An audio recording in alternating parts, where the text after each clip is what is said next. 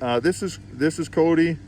Cody has worked. How long have you worked at Japanese So Gardens? I've worked here for 15 years.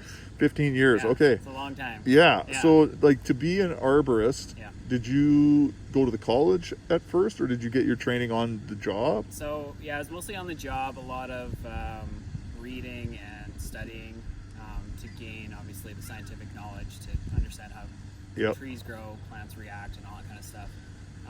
But because of how the techniques that we prune with here are a little bit different than the Western way, a lot of it was on the job learning.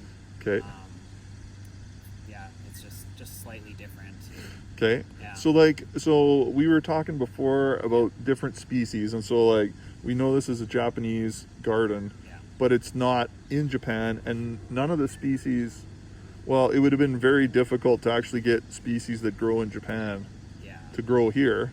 So then people chose, back in the day, people chose the species that they found would grow. But you were saying that actually none of these species really would have been here to start with anyway.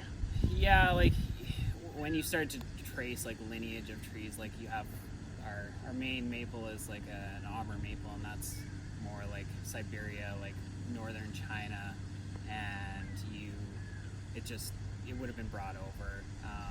But really, the biggest thing when you're planning, so a Japanese garden with the plant material, is getting things that are hardy enough for that zone. So being a fairly cold zone, we try to have plant material that's at least like zone 3, zone 2 preferably would be really great.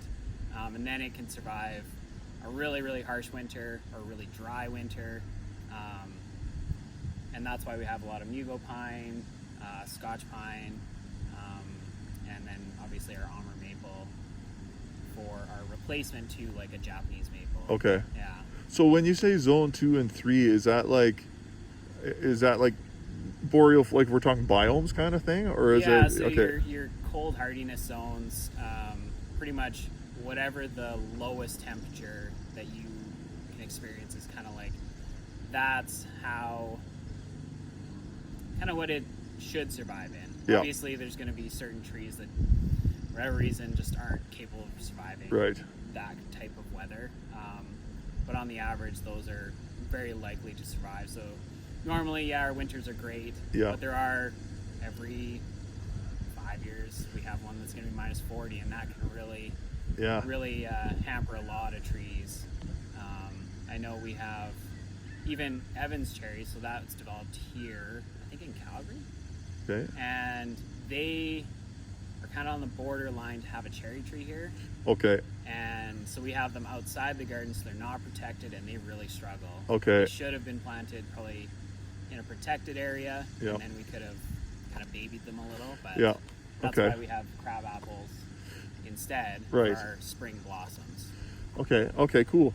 Here, I'll pause it here. Yeah, no worries. I'll just ramble and